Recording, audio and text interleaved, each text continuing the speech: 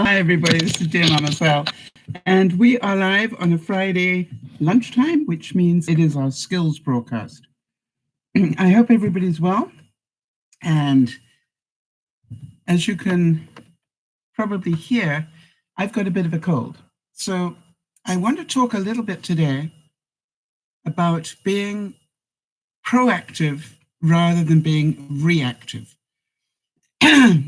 I know that there are a lot of things going on in people's lives, and what I want to make sure is that we are aware of as many things as possible.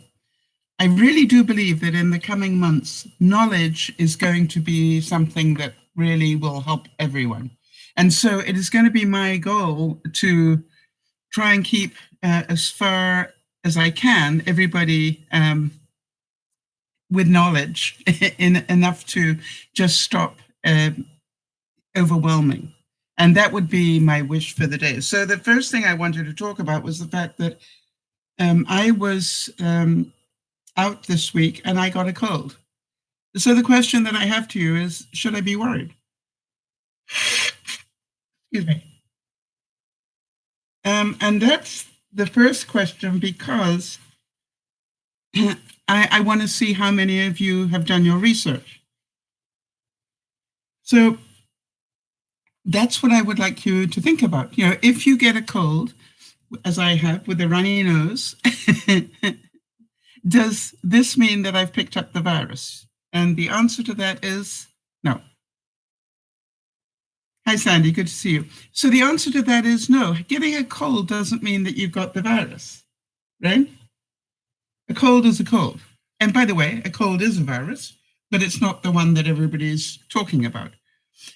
So, and the reason I'm not concerned about it is because everything that I've done in my research says that, you know, be aware that the cold is the cold. So don't think that the cold is the virus. So then the next thing that I want to tell you is that I have achy muscles. Should I be worried? And I want to know if anybody has any questions for me, or anybody wants to react to the fact that I've got muscles that ache. And should I be worried? Let's see how you do. Because it's really important for you to understand these things, because it's going to help you keep calm and keep other people calm. So the first question I would like somebody to ask me is, did I do anything yesterday that would cause my muscles to be sore today? A pretty obvious question, right? But I think a lot of people at the moment will go immediately to, oh my gosh, she's got a cold and her muscles are sore. You know, so here is the thing. Yes, I did do something yesterday that would cause my muscles to be sore. I got on my total gym, and I got on my back on my total gym, which is extremely difficult for me to do because of my lack of core strength at the moment. And I did probably 10 minutes of overhead exercises and down, you know, on a sliding board. The total gym has a sliding board.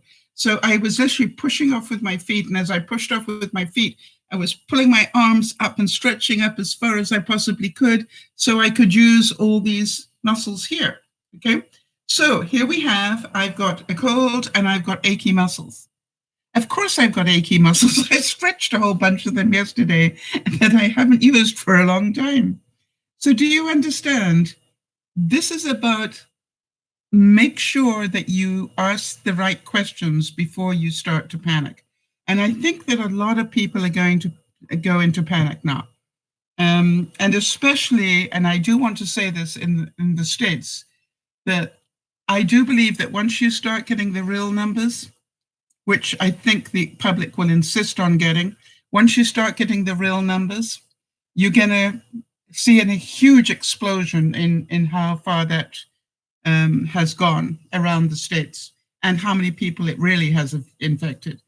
And people are going to react to that very, very strongly, and understandably so. I would think some of us have more reason to be, concerned than others. Obviously, Erin, she's in a compromised position. I think about Jody, but quite honestly, our job is to do what we can to protect ourselves. It's not somebody else's job. Maybe for Erin, in some ways, more than others. But Erin, I can see you doing the research that everybody else around you needs, and helping, guide people as to what they need to be doing next. I had something sent to me this week by my brother, Big Brother Jeff. Now, Big Brother Jeff is a very pragmatic, down the center of the road, actually he's a bit right of center, but, down the center, very pragmatic sort of person, right? And he suddenly sent me this whole thing from Stanford University, telling me what the symptoms were of the virus and what to look out for. And there was something about the language in there that didn't strike right to me. Every now and then there was a word that was incorrect, or, the grammar was incorrect or something. And I thought, I cannot believe that Stanford allowed something to be published like that. And so, being who I am, I went to Mr. Google and I went to Snoops, SNOOPS, and said, typed in directive from Stanford University. And guess what? It's a hoax. And so, it's called be smart. Be smart before you, think first. Don't react first. Think first. Now, I would think it's going to be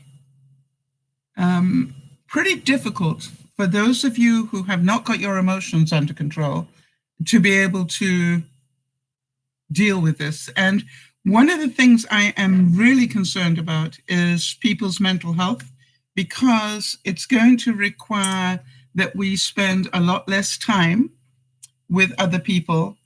And, I was listening to the newscast this morning, and there was a beautiful story in there about a woman who went shopping. And as she went past a car, she heard somebody almost screaming at her to stop. And she did. And there was an elderly couple in the car. And they said, "We are terrified to go into the store. Is there any way you could do our shopping for us?" And they handed her a $1 bill and a shopping list. Now, I think we're going to see more of that. And I think we're going to see wonderful demonstrations of Good Samaritans, people who not only care about themselves, but care about other people. And so the woman said, no problem. And then she went and did her shopping and got their shopping and came back and gave them their shopping and the change. And, so it was. But here's what I know what is going to happen. Any minute now, they're going to restrict the number of people that are allowed in a store at one time. You're going to start seeing that. And then you're going to start seeing lineups outside the stores. And those lineups will be required to be probably 10 feet away from each other or something. And so they're going to be long lineups. Now, what does that mean? That means that it's going to take more time. You're going to have to allow more time to go shopping, a lot more time. And if you are not a flexible person, if you cannot cope with change, if you cannot see that this is really important for our well-being, then you're going to have a problem. And so I would say, if you're lucky enough to have anybody in your family still alive who made it through the war, you might want to start asking them some questions. And the reason I say that, or maybe even your parents, and ask them what they remember their grandparents telling them or their parents telling them about coming through the war. And the reason I say that is being proactive is to have knowledge. Now, for example, I've been proactive with washing my vegetables this week, and we're going to be talking more about that later. And so I've made my own wash. I'm not buying it commercially. I've made my own wash, which is vinegar and water. And I chop my vegetables and drop them in here for 15 minutes and then rinse them. really well before I cook them. So vinegar is a very good disinfectant, okay? But obviously you want to rinse it well afterwards. Yes, I did go out and I was lucky enough to find aloe vera gel and rubbing alcohol, and I now have my own hand sanitizer. And it works really well. So here's my next thing. We all know that soap and water are as good a bacterial fighter as hand sanitizer. The only thing is, if you just do what I'm doing now, it's not going to work. You need to make sure that you clean your hands between your fingers really well, right? Because those are places where microbes are going to love places. And don't forget your thumbs. It's amazing how many people wash their hands like this, but their thumbs, if you notice, are always out of the wash. Be educated is what this is all about. So, by the way, if you're watching the broadcast today and haven't watched before, welcome and feel free just to watch. Be aware that the regular viewers know that if they put up a comment, I'm going to read it, and that it will go on the replay after we finish the live broadcast. So if you want to say something, be aware that I may just check with you if I don't recognize the name too well, if it's okay for me to repeat. That's because I don't know you well enough to know that it's okay for me to repeat. And the other thing is, if you click on the subscribe button and the bell here, that'll give you warnings of when we're going to do our next broadcast. All right, so Kimmy, hi Kimmy, good to see you, and good to see Jody and Sandy and everybody. Erin, Kimmy's saying, I can't find toilet paper or anything. It's gone. Maybe I will get lucky. I'm going to be going back home for a while soon. I'm pleased to hear that. In the broadcast here, Kimmy, we've got some alternatives that you need to think about. What did they do? I mean, that's the question I'd be asking Google all the time. What did they do in the war when they were short of toilet paper? All right? We've been through this before. You don't have to reinvent a wheel. And the main thing is not to be grossed out by what people did, because it's called reality. All right? Kimmy, just so you know, PJ Mommy is Sandy, just so in case you want to call her by her name. All right, so for those of you who have topics you'd like me to talk about, please make sure you write to me at DearMamaSal@gmail.com, and I will do what I can to include the topic that you would like me to give you some more information on. So what I wanted you all to know is that I'm going to be doing the best I can to keep you guys updated, but it is your responsibility, not mine. It is your responsibility to keep yourself informed, but keep yourself informed by reliable sources.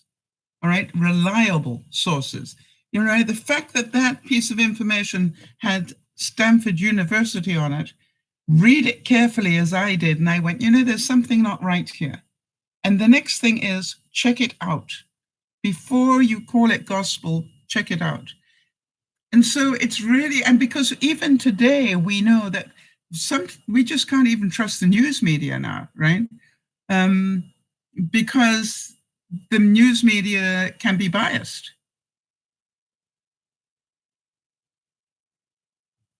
Right. So Kimmy's saying she knows exactly how to deal with that, and we'll be getting onto that in a second, Kimmy. So thank you for the input. I wanted to make sure you all knew that Sharon had a birthday yesterday. So happy birthday yesterday to Sharon. And I want to thank Jody for the stellar work that she's done in putting this broadcast together for me.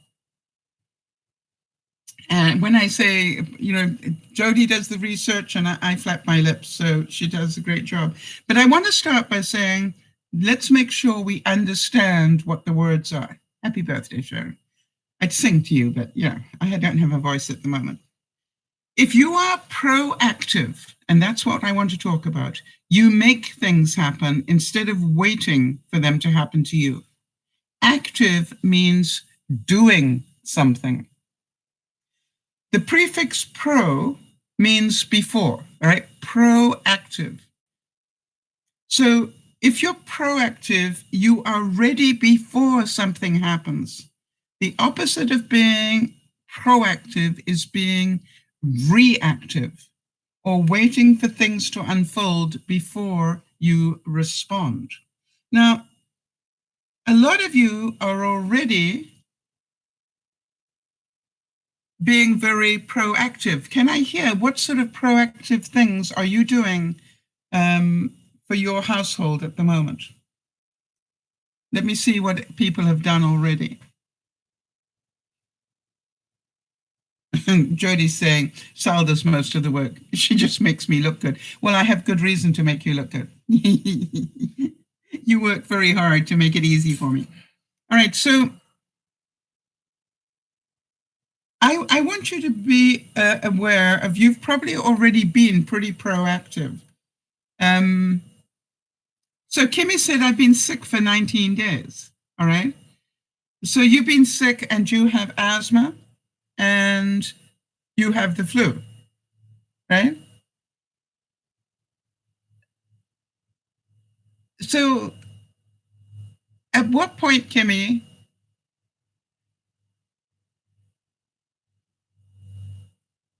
at what point do you start, are you worrying yourself sick, or are you just aware that you have asthma and you're not well?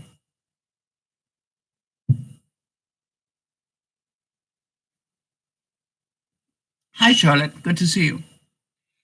The thing that I want to talk about here is because I think Kimmy is one of those people who is at risk at some level, right? Because she has asthma and she's been. Is your husband still in rehab? I know we know his name. It's a great name. Why can't Jody? What is Kimmy's husband's name?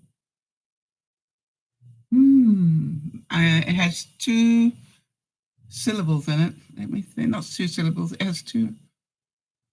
Adrian, there you go. 3. All right, Adrian, there we go. So is Adrian still in rehab? All right, so Sharon's saying she bought toilet paper because they were out. Yes. Jody's saying we've been stocking up on a few supplies, cleaning stuff, toilet paper, etc., and some non-perishables. I think getting non-perishables is a really clever idea, because especially ones that are not going to perish, right? That's what the whole thing about non-perishable. So, but I also think that you might want to stock up on whatever you can think of that would help the family or you and your neighbor or whatever survive. I want to talk a bit about that. I think a lot of you are going to spend a lot of time worrying about other people, not just worrying about yourself. And, so you might want to think, if you're in a position to do so, you might want to think about, do I have enough to be able to help somebody else if necessary? All right. And what I am trying to do is, within my limited budget, is to think about things where, if I knew there were people struggling in my neighborhood here, what can I cook up, with my slow cooker, and create meals for a lot of people. You may maybe put them in mason jars and supply meals for people, because really, if you can't get out, a meal is a good idea.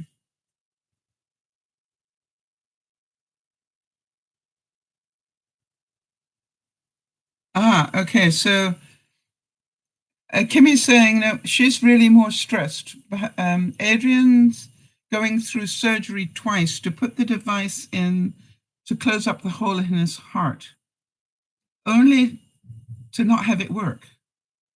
And so now the heart team are trying to make plans. Yes, that is worrying, okay? But it sounds to me like he's under very good care, which is important. Well, Jody, the thing is this. I think cooking meals, Jody's saying that's a great idea, helping neighbors by cooking meals in the slow cooker.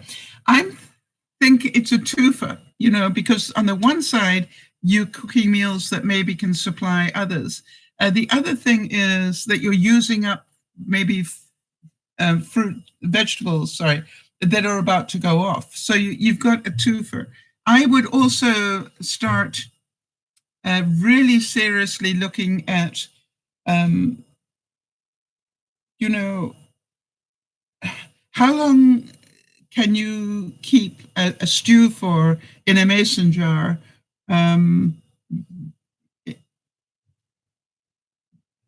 You might not have room in the refrigerator. So how long is it safe to keep food in a mason jar, for example? I would also start being aware of the fact that one of the things a lot of people did is that people made sure that they, you know, grew as much as they could. You know, if you're lucky enough to have a piece of ground outside your home, you might want to start learning how to grow your vegetables. You might want, because what do you know? You know exactly who touched those vegetables. You don't have to worry about it. You know who touched them, right? You grew them. And one of the things you can do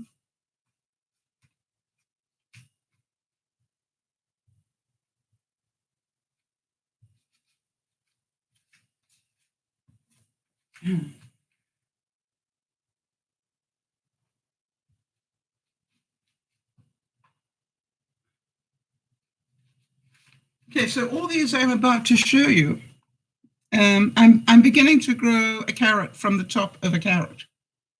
Okay, as soon as it's got roots long enough, it'll get planted. Okay. This is the center of a bok choy that I didn't use. I left it, and it's now, I'm waiting for it to grow roots. This is the nubby end of a lettuce starting to grow again. And this, this is the nubby end of a lettuce, and it's starting to grow roots. And so this is called, I'm being proactive, all right? Now, I might not grow enough, but at least I am learning how to do it, okay? To me, that's being proactive. For those of you who don't know how to bake your own bread, think about it. It might be easier to buy flour than it is to buy bread. So, you know, I know Jody has a bread machine. So Jody, you're not only going to be able to make bread for yourself, but, you know, hopefully help others. Kimmy's being proactive, right? She spent all this time looking after her husband, but now she said, I'm going back home soon to take care of things and to see my doctor. Yes, Kimmy, make sure that you are well, because if you're not well, you're not going to be able to help your husband. Adrian, I will get it eventually. All right, so here's some things that Jody found for us. And she said, number one, you might want to sign up for emergency alerts via text or email to ensure that you get the updates as soon as they're available. All right, so Jody, just so that I understand, where are they coming from? Because not everybody knows where to get them. Okay, so Jody's saying, yes, I can make bread for my neighbors. That's a great idea. They might not need it, Jody, but what I'm saying is when you think about what supplies to get, you may want to think about bread. Do you know how to make your own yeast? Do you know how to make sourdough, for example? So then you won't need to buy yeast.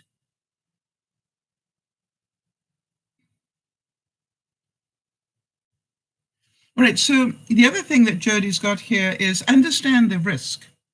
Consider the real risk of harm to yourself. Take steps to get the facts. Yeah, education is key here. Stay up to date what's happening while limiting your media exposure. Avoid watching or listening to the news reports 24/7. Okay? Now, the reason for that is you're just going to frighten, a lot of you are just going to frighten yourself. If you are, hi, Rinsky, how are you doing? Thank you, I appreciate that. The truth here is that if you are not able to control yourself, do not watch a whole lot of news and stuff. You will end up frightening yourself. But on the other hand, stay informed. So what you might want to do is, don't have it on all the time, but, once a day, make sure that you get up to date. All right, so Jody's saying the alerts would come from the various government agencies. Now, a lot of our viewers are in the States, Jody, so you went where? Can you sort of let us know so we can make sure that they know? Did you go to the CDC? I think that's what you call it there, right?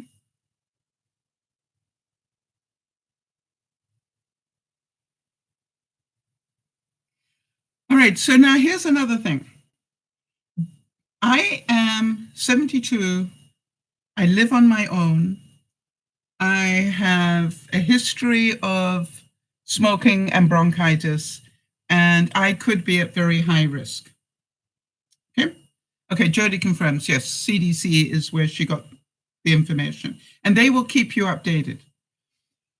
So I already started to think, what could I do if I were quarantined? All right. So it's really important to think about that. I realize that I can phone and get groceries delivered. Now, they won't always have them, but I've got a feeling that they stock their shelves at a good time, and they probably, I would think getting your groceries by ordering them online would probably give you a better chance to get what you need in some ways. I could be wrong on that one. The other thing is I've got huge picture windows. If I really needed something, and I've got paint, and I've got paper and stuff, and I could write notices and put them on my windows if I really needed help. Makes sense. So do any of you have windows that face out, onto a street or anything? Think about that. There are ways that you can just let people know. Yes, Kimmy, we know that you had the symptoms and that you were told to quarantine yourself, and you've done that for 19 days. Have they told you it's safe for you to go home now? I presume so, that you're thinking of doing it. And I'm very grateful, Kimmy, that, apparently it didn't get any worse for you. So Jody is saying, wait a minute, no what? No, they haven't cleared you?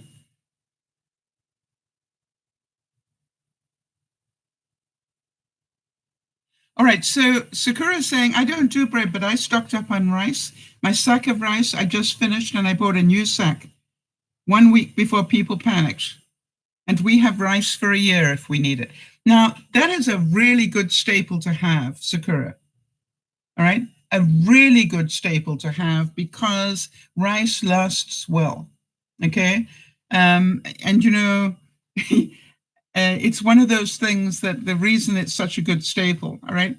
How about pasta lasts a long time, okay? And by the way, think about making your own pasta, all right? Because then, just make sure you've got that sort of flour. Yes, absolutely, Jody. Please put up that link. I'd be very happy that you do. Yeah. It's the link to the CDC for those of you who might need it. So Jody's saying, be your own advocate. Okay? Speaking about your needs is particularly important if you're in quarantine, since you may not be in hospital or another facility where your basic needs can be met. Ensure you have what you need to feel safe, secure, and comfortable. So I totally agree with that, Jody. That is our responsibility as adults to make sure that, we've got so much technology today. We can let our family and friends know that we need them to deliver something to us, and they don't have to talk to you. Can they just deliver it and leave it outside your door? And you can transfer the money into their bank, all right? As soon as you know what it is. By the way, make sure you do. Don't use your friends. A lot of people are going to be very tight on money coming soon. There are some times when I really am amazed and happy that I listen to my inner voice. You will remember that I sold my house recently. And what I didn't do was take the money that was left over after I purchased this one and invest it, because that's what I would normally do, is invest it immediately before I got to play with it. And I didn't. Something in my gut told me, do not invest this money yet. And as you can imagine, if I had invested it, I would be crying right now at the possible loss of my investment. It's very, very difficult. So this is another thing we're going to be talking about in the coming weeks, Jody, is how to survive financially, because I think we need to talk about that as well. The thing that we're really concerned about for our viewers is to keep them mentally aware and to do whatever we can to help one another, not to go into depression. A lot of you are going to have a problem when you can't get out as much because you're quarantined. And maybe you're going to go stir crazy and things like that. So we're going to talk a little bit. Typical reactions during a stressful situation, and such as an outbreak or something. Jody is saying, it is typical to feel concern, uncertainty, and frustration, right? If you're feeling those, it's how long you feel them that's important, right? So do you agree that it's natural to feel a bit concerned, but are you spending most of your day concerned, or are you spending most of your day being proactive to get rid of that concern? That is the interesting thing. It is normal to feel more lonely. And again, what are you doing about it? Because it's normal to feel lonely if your social contacts have been limited. But what are you going to do about it? As some of you know, I decided that as the Benji and Judy's children were being homeschooled now, they're out of school and being schooled at home, I tried to think, what could I do to give them a bit of a change? And I decided that once a week I'm going to read them bedtime stories, all right, just to give them something to look forward to. All right, so Kimmy's saying, they said that since I didn't visit China, they said it's the flu, but I've been in the hospital around sick people, and they do have people with corona quarantined there. Yes, so that's the whole thing. I think it's very wise that you get home and get checked out if you possibly can, because you have underlying issues, Kimmy, and that would put you higher up the list, right? Hi, Judith, good to see you. So is it perfectly normal if you are quarantined to feel angry about that? Yeah, but don't let your anger make you stupid, all right? When I say don't let your anger make you stupid, don't go out. Well, I know they've said I shouldn't go out, but I'm going to anyway, right? What you're going to do is just infect people, and that's not a good idea. That would be not smart.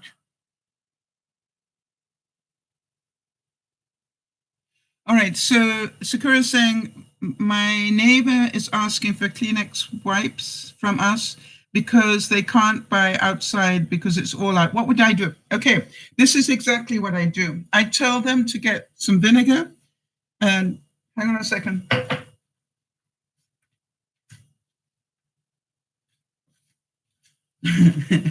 I'm ready for you. Okay, these are used dryer sheets. Okay, and in here I've got a mixture of vinegar, dish soap, and water. And those are my Clorox wipes now, or, Sal's wipes. Okay, now why did I use the dryer sheets? Because you can keep washing them. And also, I'm going to keep having them. I doubt we're going to run out of washer sheets. Okay, and all I do is just to squeeze it out. Okay, and just wipe down my tops of my counters and things. And then I take a clean cloth with clean water and wipe them down as well. Does that help? You knew I'd have an answer for that. I forgot that one. The other thing I would recommend, hang on a second.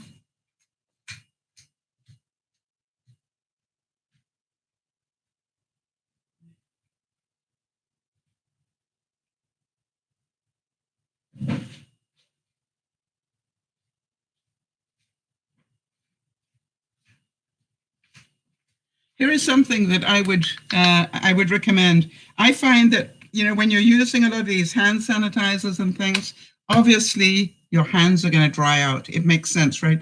So make sure that what you buy is some sort of moisturizer.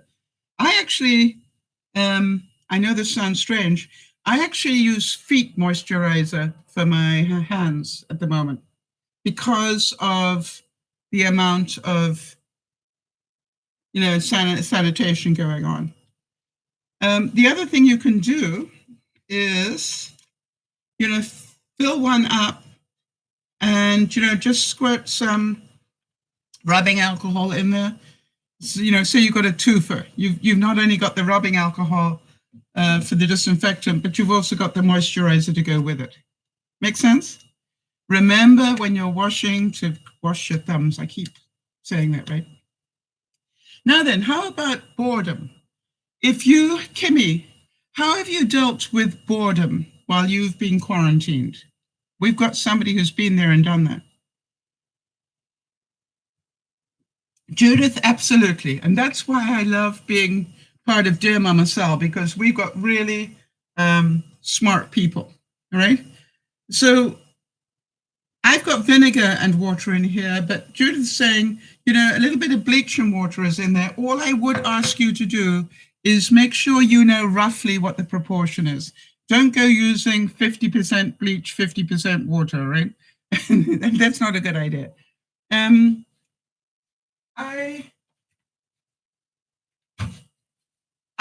did actually buy an all surface type cleaner. And you know what it's got in it, right? I'm pretty sure it's got exactly, what's in here. So the other thing I would do, if you don't like the smell of bleach or if you don't like the smell of vinegar, make sure you've got some essential oils at home. All right, so you can just put a couple of drops in. I find lemongrass is a really nice one. I don't know why. I'm just really into the smell of lemongrass at the moment. For sort of just typical things, right, around the house. So Sakura's saying, we've got a ton of card games and board games, books, FaceTime, all right? Exactly. Aren't we lucky to live in this day and age where we've got all these ways to keep in touch if we want to? Or you can sit at home and be miserable and, challenge your mental health. I would say, now my sister lives on her own and she loves to do crossword puzzles and she loves to do jigsaw puzzles. So what she did, as soon as she realized this was happening, she bought herself or went to the Sally Ann or wherever and got herself a couple of jigsaw puzzles that are 1,000 pieces, right? Didn't pay a whole lot for them, but just got them so that, a 1,000-piece jigsaw puzzle will take you quite a while to put together.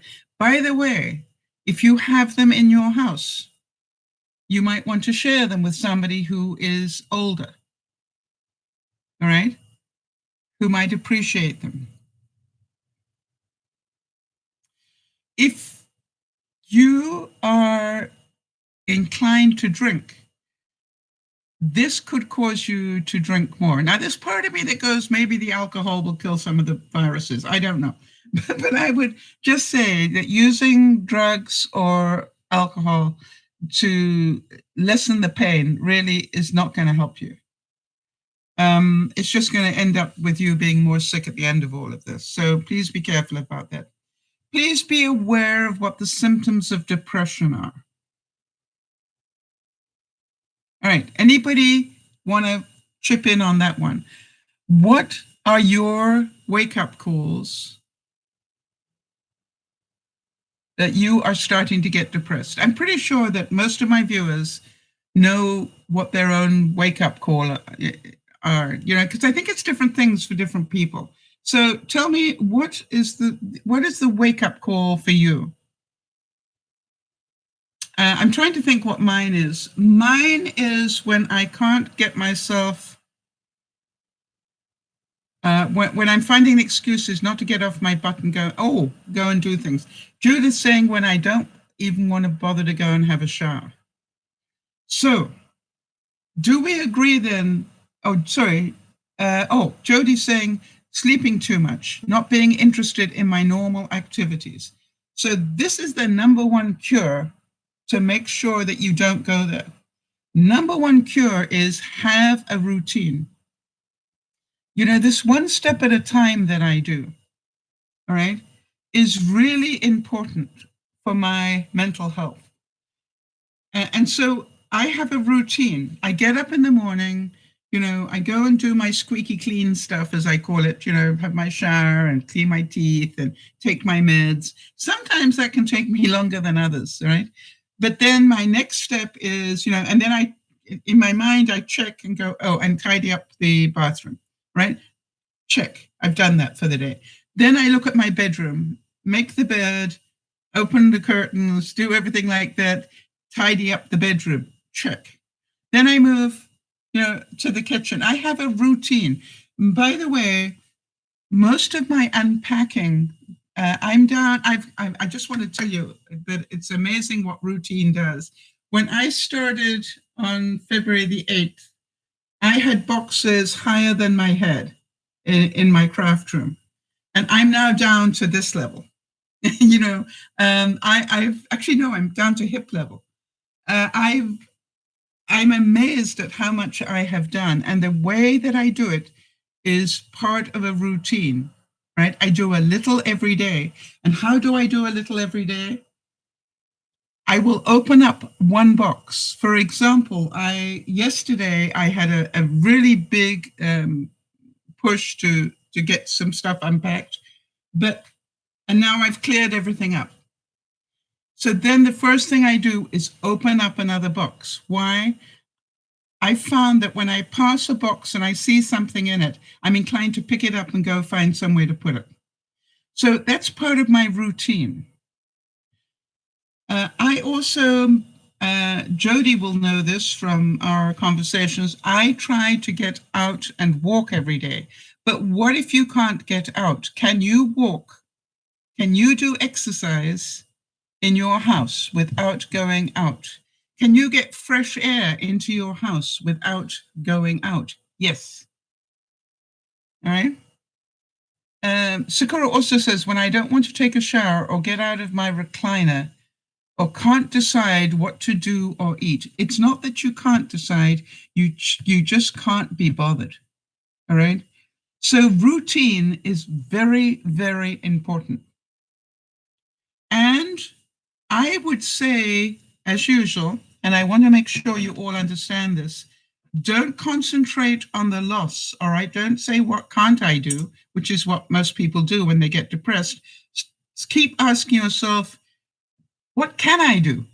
right? For example, this is a wonderful time if you end up being quarantined to do your taxes, to repaint a room, get somebody to deliver the paint, but, repaint a room. What else? To do some home repairs, to learn a new hobby, to use up some of that wool you've got stored and knit something. Find what you can do.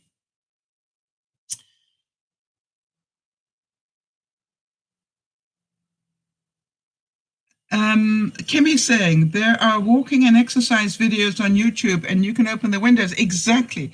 And that's the whole thing. I find even when it's pouring with rain, I can walk around my home and I just check. By the way, if you walk 250 steps every hour, hi Tanika, if you walk 250 steps every hour, that is really good for you. All right. Don't sit for more than an hour. If you are sitting for more than an hour, you are going to have problems. All right. Now, I have a space of time, and I say I cannot sit for more than an hour until it's 9 o'clock at night. Because then it's time to sit for more than an hour because it's time to wind down and get ready for bed. So, do you understand the routine though? Up until 9 o'clock at night, I literally, my watch reminds me every hour that I need to get up and get off my butt and take my 250 steps minimum. And by the way, I normally take way more than that because once I'm up and doing things, I'm doing, how many times a week do you do the wash, right? And so start building a routine. See it as going to work. Now, one of the difficulties is that we care more for those around us than we do for ourselves. And I want to talk about that as well. Before I do, I just want to say that Jody very kindly gave us some of the substance abuse and mental health services contacts. Now, there are quite a few of them. And so, what I want you to write down if you're in the States, or actually, these probably, these are all in the States, I think. So it's SAMHSA, right? SAMHSA. They are the Disaster and Distress Helpline people, the Substance Abuse and Mental Health Services Administration. Now, it doesn't matter what country you're in. Hopefully, most of them have some sort of mental health support. Do not wait too long. All right. The other thing is, what do I mean by do not wait too long? All right. Most people, by the time they bother to get help, they're so far in that it's very difficult to get out. I would start literally having a checklist. Sakura, I seem to remember that you were really good on having a daily checklist of things you needed to do, and it really helped you get your mentality back again. Am I correct on that? I seem to remember you showing me once that, your checklist. If any of you want to see somebody who is incredible in writing their to-do list, it's got to be Lauren. She has the most beautiful writing, and she writes really incredible checklists for herself. All right. And so part of it is, I would ask yourself the questions: have I made my bed today? Yes.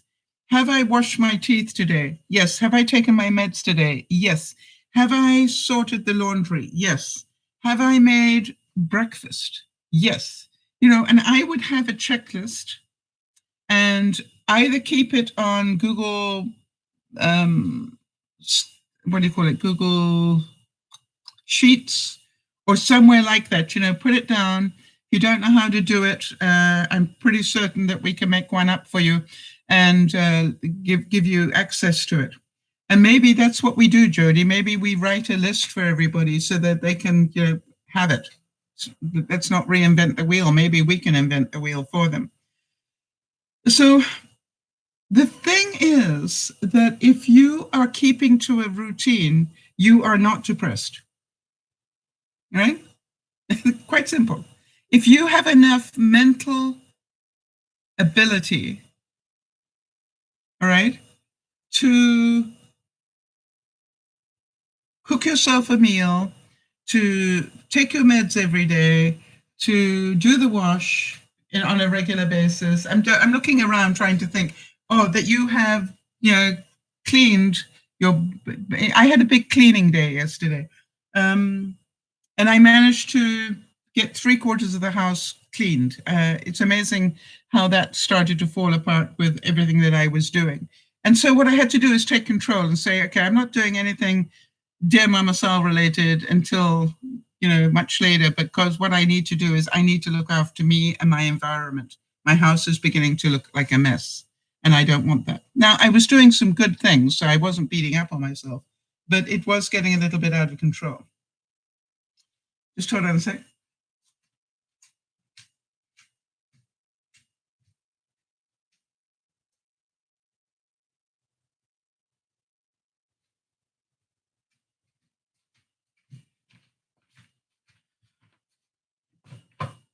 I just want to let you know, this is a lettuce that I had just the bottom of it after I'd finished using it.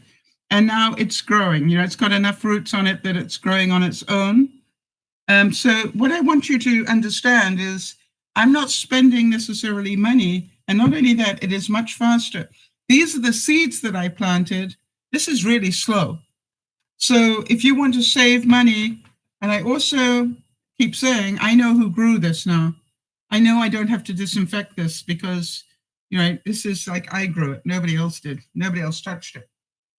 So look at that. Both these are just from the bottom of lettuces that I have bought. So by another couple of weeks, I'm going to be harvesting them. The other thing,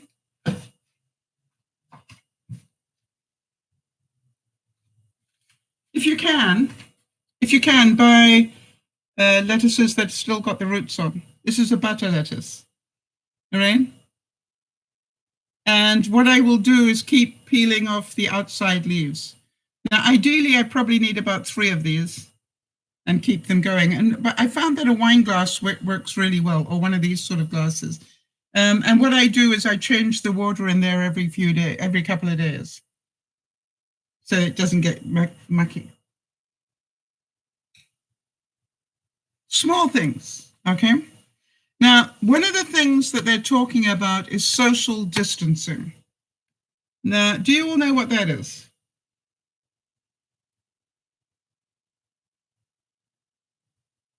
All right, so Jude is saying, that she's found somebody who does workouts online. What's her name? Lucy Windman. I can't afford to go of a gym membership, and I already had a yoga mat and a step thing. All right, so if you haven't got a yoga mat, you've probably got a mat. And if you haven't got a stepper, you might have a step stool.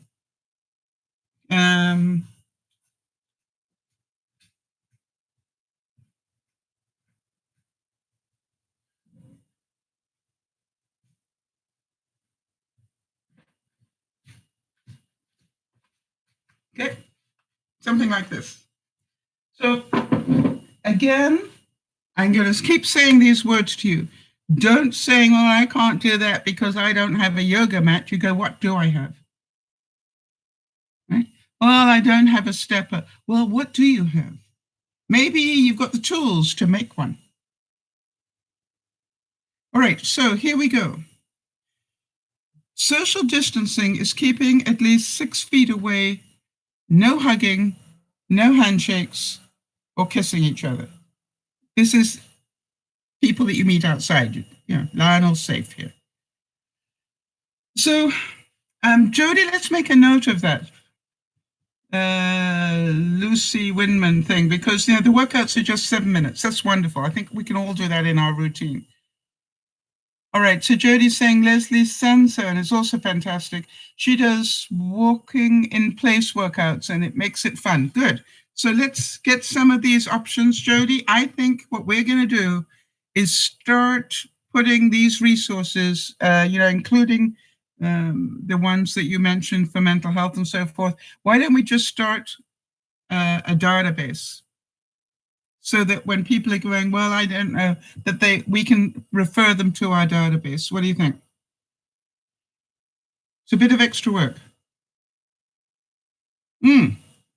Okay, so now then, Rinsky's asking me, you mentioned homemade yeast. How do you do that? I want you to imagine, Rinsky, that when they, came across, from with the wagon trains, they didn't pop into the store and buy yeast. Okay?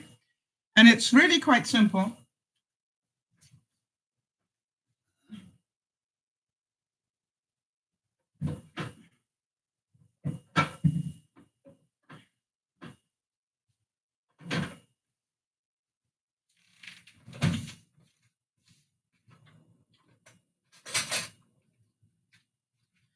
It's really quite simple once you know how.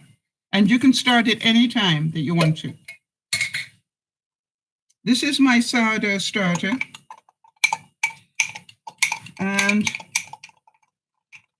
the reason it's called sourdough is if you take a little bit of flour and water, it's all it takes, all right? If you take a little bit of flour and water and mix it up, and then what you do is the next day you take half of that flour and water and put it into a new container and make your bread with that. Now it takes about, Jody, my experience is that it takes really a couple of weeks for it to get a lot of oomph to it. Hang on a second. There are 1,001 videos on YouTube on how to make your own bread starter. Yoga with Adrian is another one. Okay, Jody is going to keep a note of that as well. Great stuff, guys. What I'm going to do, Jody, I think what we're going to do is we are going to build the list and then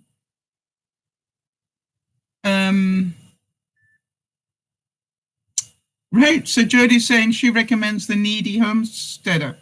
So let's do this. Let's start this list and we will put in as many ideas as you guys want to, and I will give you the link so you can add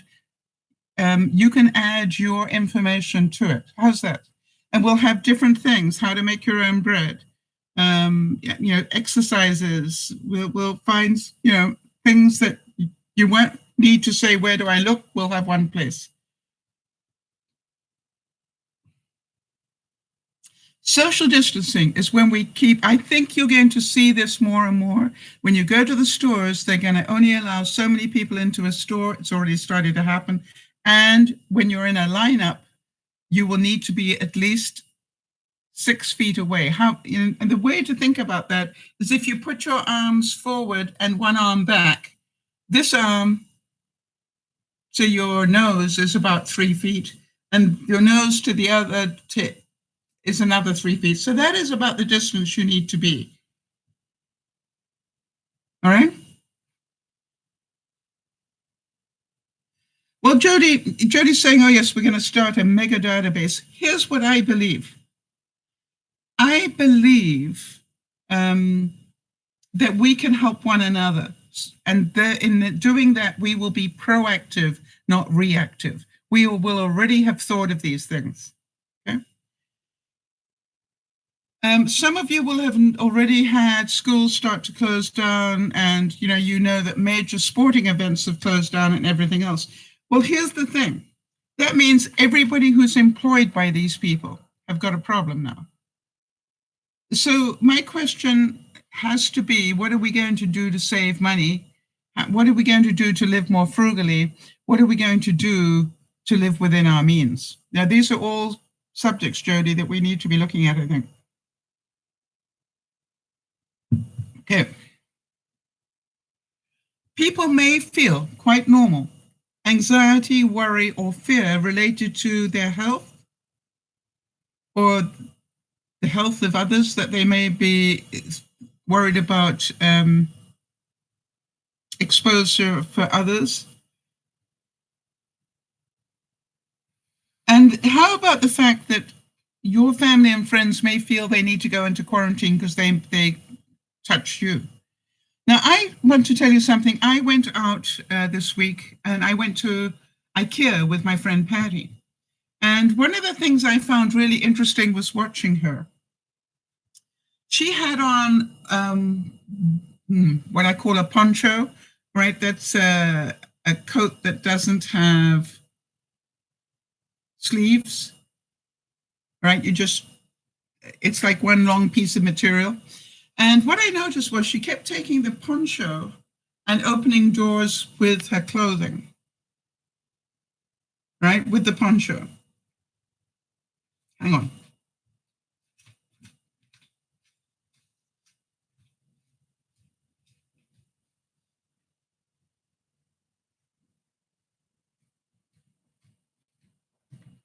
So let's say this was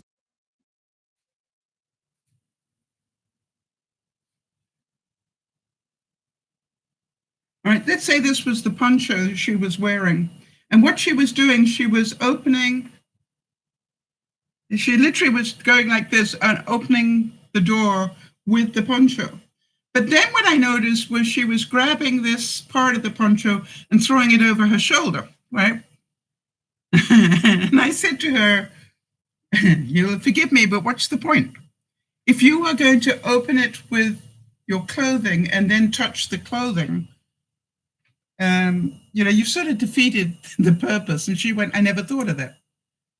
And I said, well, we need to start thinking about that. Jody, yes, you may, in answer to your question. But what I want to do, Jody, is get that up into somewhere where everybody can find it. So do you understand that? That would just be smart. How many of you are now carrying, a hand sanitizer with you? And by the way, if you can't find the big stuff, look for the travel section, you might still find some. The other thing I would recommend is don't go to the big stores.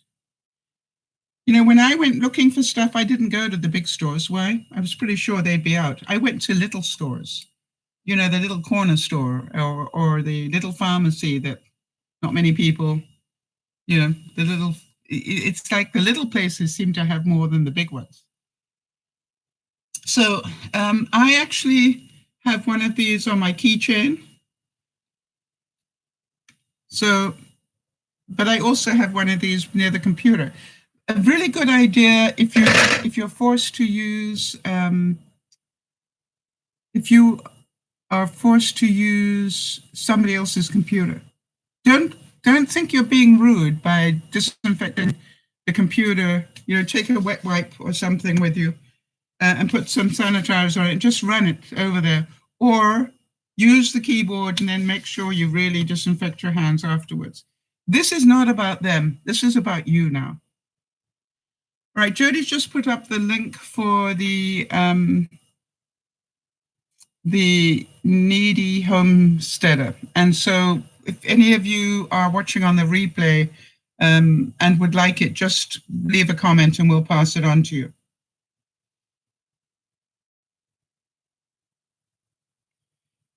Right. The experience of monitoring yourself or being monitored by others for signs and symptoms of the disease. Take time off work and the potential loss of income and job security. Now, I know that everything that they can, I believe, is being done to make sure that people who have to take time off work do not lose money. And I think that's wonderful in the States, but we don't all live in the States. I know that in Canada, they're probably, I'm not 100% sure what they're doing yet. Maybe Nana knows if she happens to listen to this, but we will check on that as well. What is the situation in Canada? I would really have a look at your shopping list. Part of being proactive is to not only think, what do I use regularly? The next thing is, what might I need regularly if this goes in the wrong direction for quite a while? What if the quarantine ends up being a month instead of 2 weeks? You know what I mean? That's what I would think about. So do I have enough to keep me going for a month? One of the things that we need to be aware of is I'm a hugger, right? I always have been. You meet me, and the first thing I do is give you a hug. So I am learning not to hug for a greeting. And when I went to go and visit Patty, her nephew came down to give me the pass for my car. And he and I, have hugged each other since he was, yay high. And he came running to give me a hug, and I went, no. And I did the elbow thing with him, and I said, forgive me, I am high risk. I'm old, and I have a history. So please don't hug me. But I need you to know how much I want to hug you. Because there's a difference between the two, right? One is that I have the want to do it, but I just choose not to do it.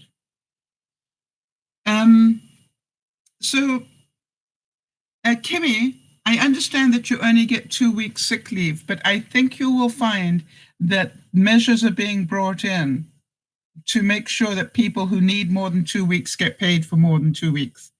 If I understood what Congress is saying at the moment. All right, so Sakura is saying, I've started prepping my fresh produce, cutting up the onion, potatoes, carrots, and putting them in baggies and putting in the freezer in case we need to stay for longer. Good idea. But remember, Sakura, were you here for this bit? What I would do is before you freeze them, I don't think freezing them would take out any virus. I'm pretty sure that heat doesn't kill them and that doesn't. So first of all, clean them before you put them in baggies. Yes, it's amazing if you've got room in your freezer. Yeah, I've got a soak of vinegar and water for 15 minutes, and then I rinse them off and then use them. So, if you're doing your food prepping, just one big bowl,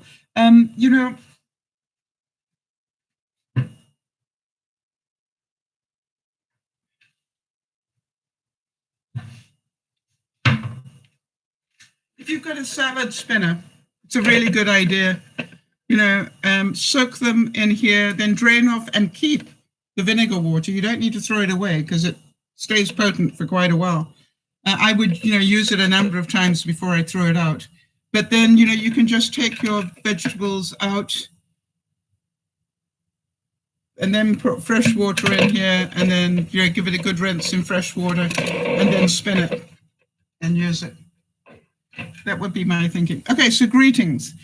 So the other thing was when I got upstairs to say hi to Patty, also she automatically did this as well. If she went to hug me and I said, no, let's do it right, let's practice. So we did this, and of course, being us, we started to have a little bit of a routine going.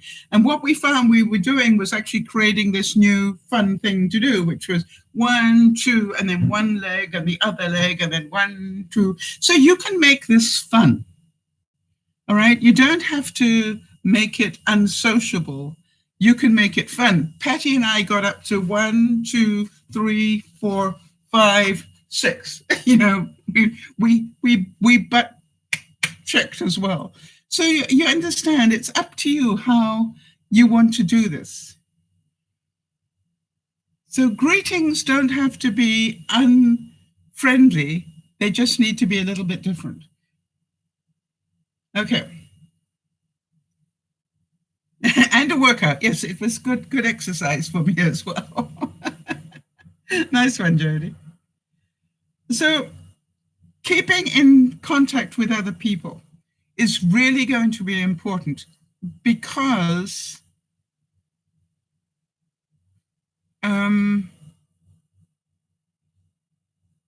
it's good for your mental health and everybody else. Okay, Sakura is just making a comment here that I want to read out.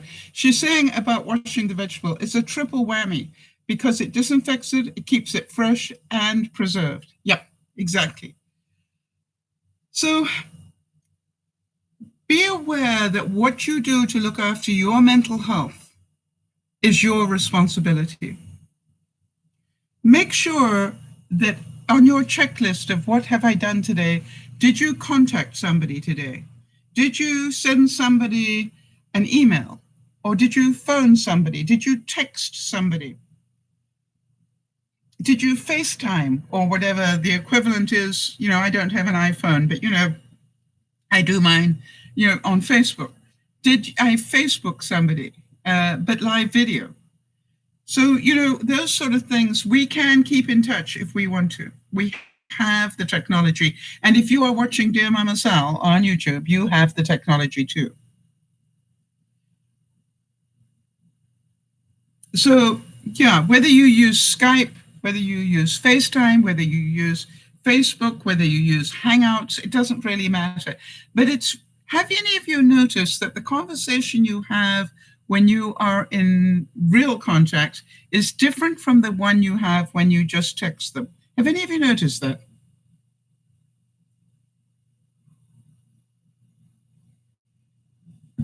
The other thing I would ask you to do is think about who do you know who isn't very good about living on their own.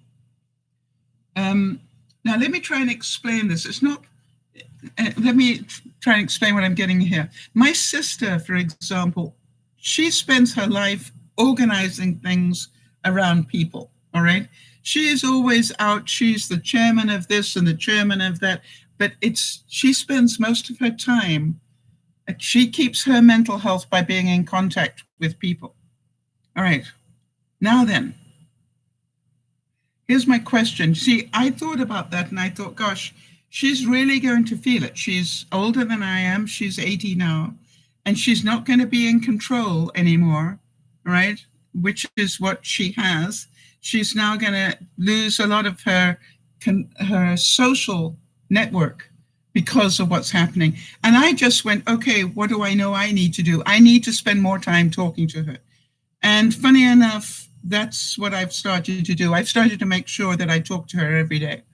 Now, she doesn't like talking on the phone or on Facebook and stuff, but I make sure that, I email her at least a couple of things a day. And by the way, I was quite surprised. I was passing on some of my handy hints, and she said, that's incredible. She really liked the idea of the water and vinegar rinse, for example, and she really liked this idea. And she said, how do you come up with these things? And I said, I think, it's just like, what do I have? Again, don't think about what you can't do, think about what you can. And by the way, thanks again, Jody, for putting all this together. This is wonderful stuff here. All right, now, how about this one? I think this one is a brilliant one, Jody. Ask your provider whether it's possible to schedule a remote appointment via Skype or FaceTime. Now, I'm pretty certain that a lot of them are going to say no, but I'm wondering how many of them will say yes. For example, I have to go and have an x-ray, and I'm beginning to wonder, is it critical that I have this x-ray now? And it's an x-ray to find out if I've got arthritis in my hip.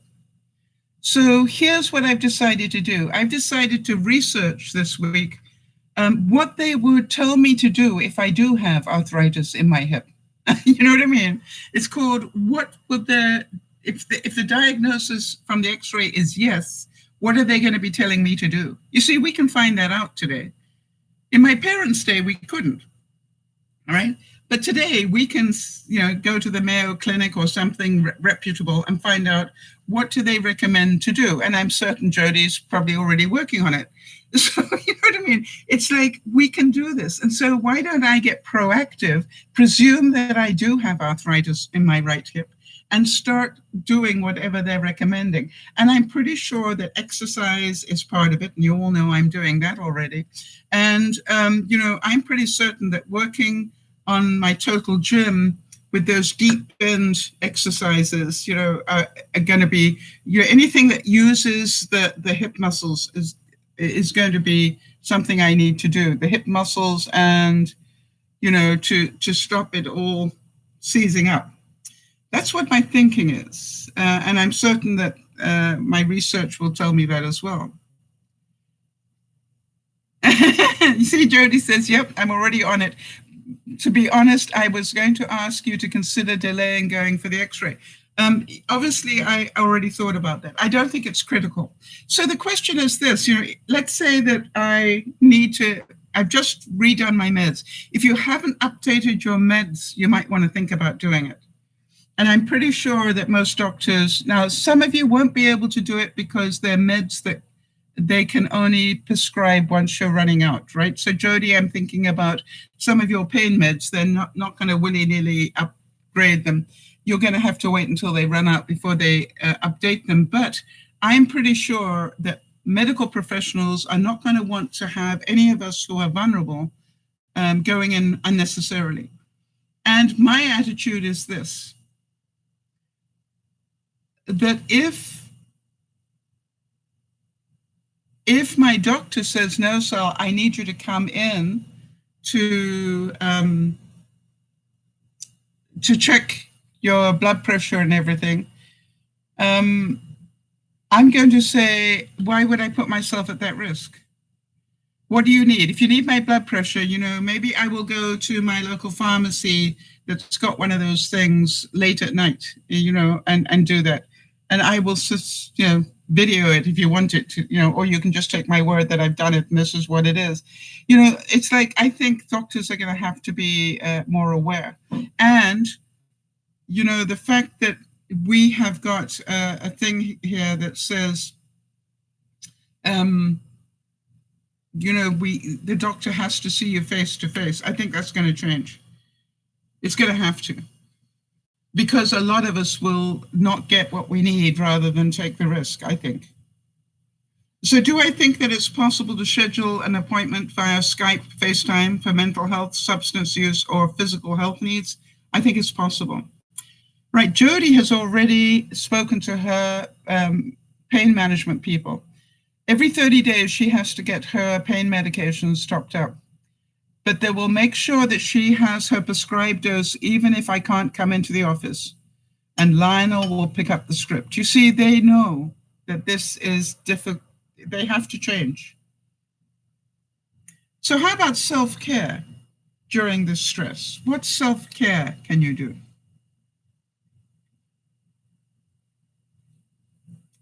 Relax your body often by doing things that work for you. And if you don't know what works for you, that means you haven't been looking after yourself. We're going to make it really simple. Staying sane during this time is going to take work.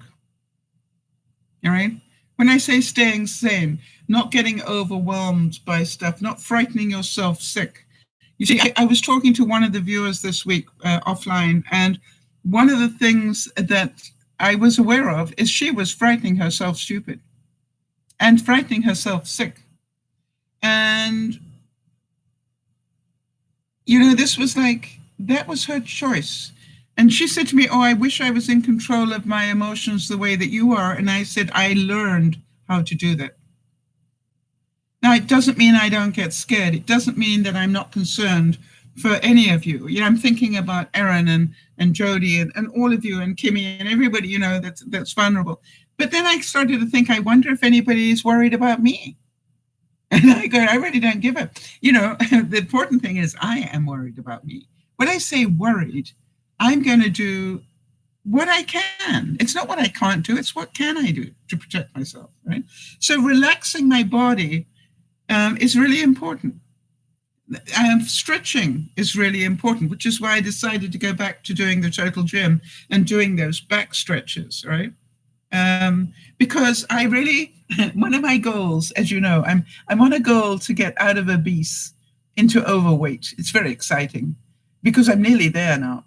And I will know when I'm there, when my stomach is no longer bigger than my boobs. Do any of you know about that? When I stand, actually, I'm nearly there. Let me relax my stomach. I want my stomach naturally to be less than my boobs. Then that would be, I think when I can do that, that's overweight. So it's just like, what can I do? Lots. All right. And so for those of you who meditate, wonderful thing to do, but not if you're going to sit and spend your meditation time worrying yourself sick. No, that's not going to help.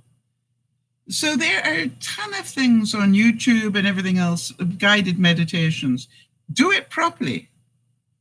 If you don't do it properly, don't do it. I found, for example, that doing the exercises on my back is very difficult for me because, a lot of my back muscles have atrophied. And that's why I'm working on them, to build up that core strength. But, it's boring stuff, to be honest. So what did I decide? Okay, I decided while I'm doing that, I'm going to put on some music from the 60s. Why? 50s and 60s. I don't really mind because I know the words to all those songs. Plus, that's rhythm. And my thing is this, that if I've sung my way through 2 songs, that's 6 minutes. That's pretty good exercise for my back.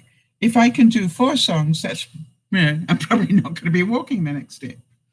Now, the other thing is talking about what can we do and what can't we do. As some of you know, part of my problem was that when I get onto my back on that turtle gym, I can't get off.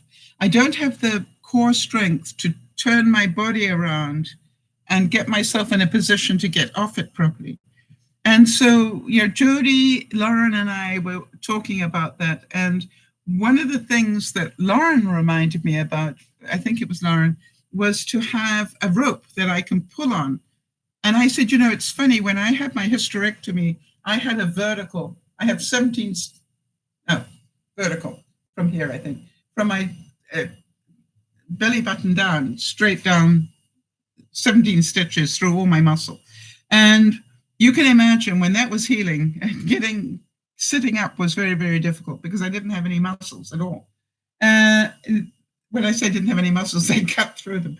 So I thought about, what I did was I used my horse's reins on my bed legs so that I could pull on my horse's reins. And I very nearly went to get some reins from the tack store. I still might consider that.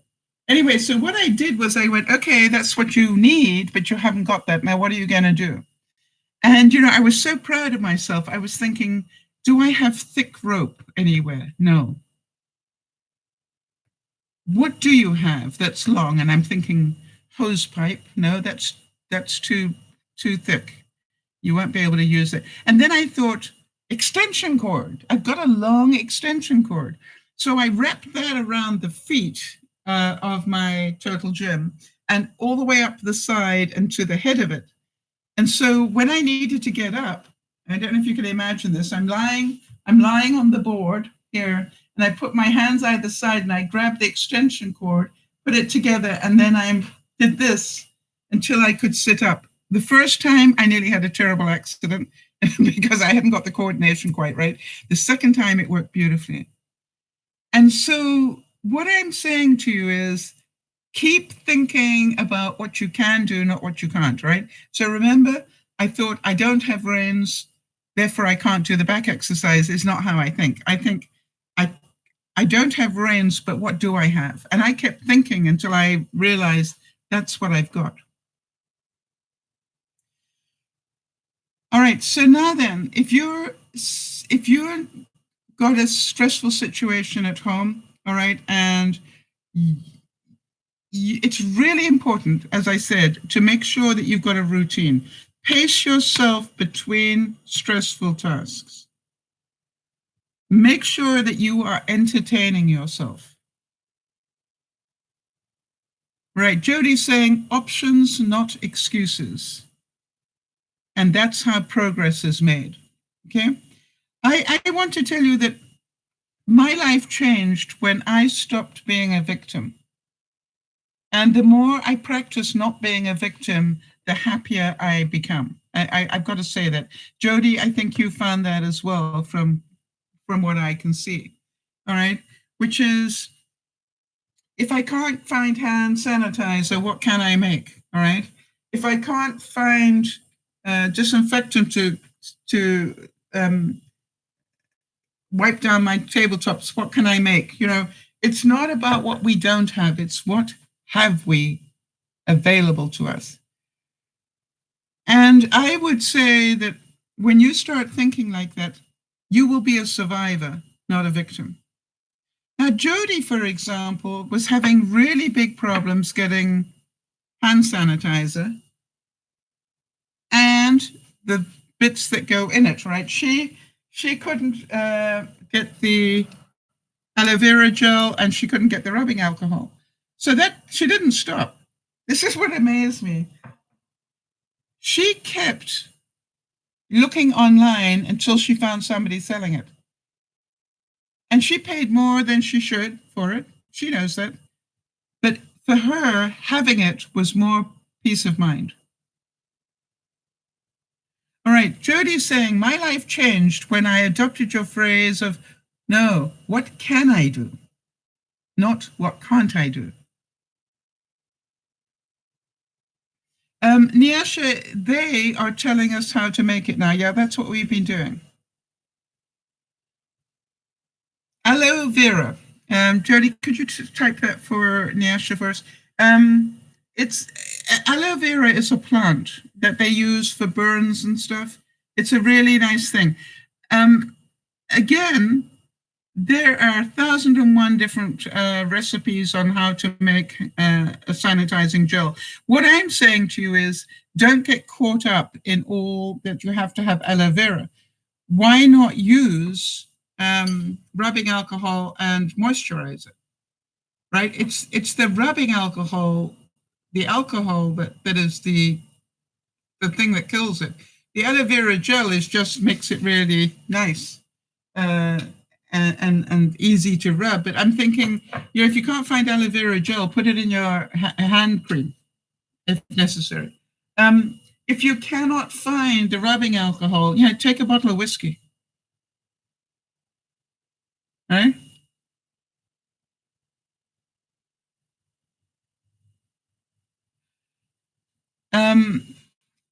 Aloe vera gel in the raw form means that you live somewhere where there's an aloe vera plant and you can cut it and take the raw sap that is inside. It's a succulent. Which kind doesn't matter. Yasha. All that the moisturizer is doing is making it easy to distribute it. We talked a lot about this at the beginning, Yasha, just so you know. All right. So what I'm saying is, don't get caught up on what you can't have. All right. So Jody, does it make sense to you that, you know, quite honestly, if you had to, I'm pretty sure you could use vinegar as a disinfectant rather than rubbing alcohol.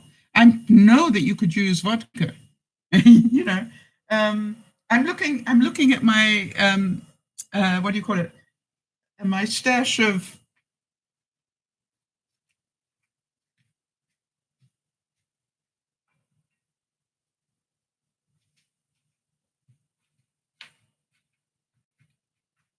I'm looking at my stash of alcohol that people have left here, and now then my Bacardi rum is 40% alcohol, right? You know, it's like, okay, that's alcohol.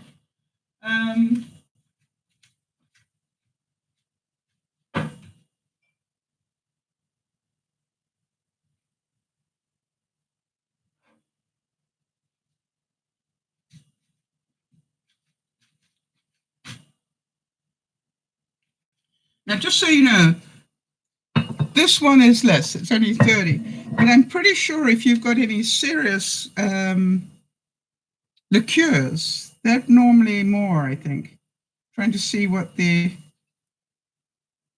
Oh, no, that's only 35%. So all I would do is I would mix it in different quantities.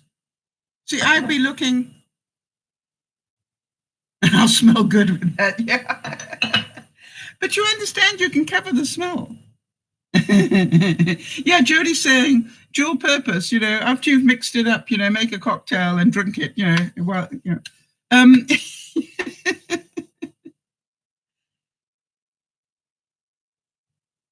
Okay, Nyasha, I have no idea whether seaweed carries the virus. I would think not, but I would do that. Why would seaweed carry it? I really don't know. But you're saying it has come to your island now. I am really sorry to hear that. Did you Google it, Nyasha? Can seaweed carry viruses?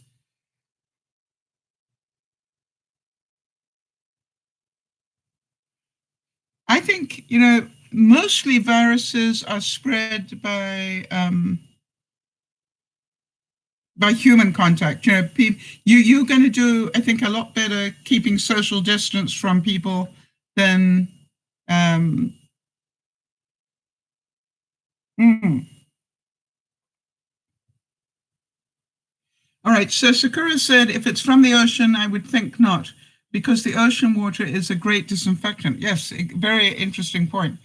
But I would check it out. But again, Nyasha, one of the things I have to warn you about, just by knowing you, is make sure that you ask reputable sites. All right, or double check with us so that we can check reputable sites for you.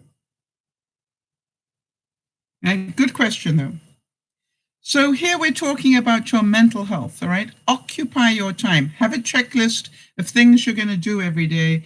And by the way, if life gets in the way, that's okay, but still have a checklist. Right.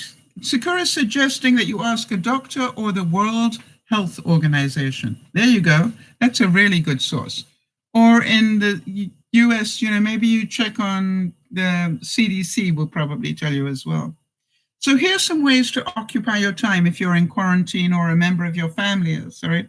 Watch movies. And by the way, you might want to invest a bit of your money and get an extra, give yourself a real treat. Let's say that you've always wanted to have a particular channel on your television, but, couldn't justify it. If you're caught up for a few weeks, maybe you get hold of your internet provider and ask that to be added for a month, just so you can, give yourself a treat. Read books, whether you read it online or, that's or not. Okay, Sakura's saying, I think they have a Facebook page, right? Jody will be onto that one like a dose of salts. Do puzzles, all right? Crossword puzzles like my sister is, jigsaw puzzles. Like my sister bought a really big jigsaw puzzle. Sakura, that would be a good idea for you because you don't have, you're also looking after your mom. So, to do something that is using your brain, your creativity and stuff like that, that's probably not a bad idea. I don't know if you do jigsaw puzzles, but, make sure that you've got a place where you can keep it up all the time and just keep putting another couple of bits in. It'll be amazing. If ever I get I had one time of my life where I was in hospital a lot, and whenever I went in I took a jigsaw puzzle with me, a small one, maybe enough that I could do it on that table that they give you. And I was amazed how many doctors and nurses came in and were putting bits in my jigsaw. It was amazing. I'd be sitting there and they'd come to see me. And while they're talking to me, they'd be going, and they'd put a piece in. Yeah, Jody's saying that's a great idea about adding a TV channel because you aren't going to be out and about spending the money on entertainment elsewhere. Exactly.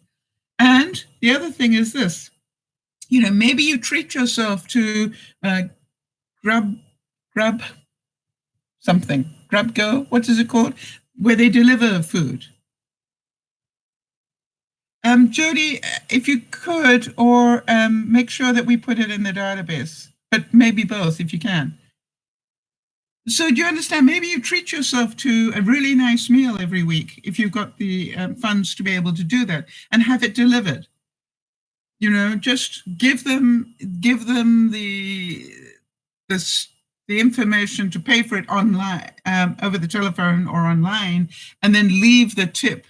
Grubhub. Thank you very much, Jody. I knew it was something like that. DoorDash is another one, right? So, but you know, so you don't have to physically touch them.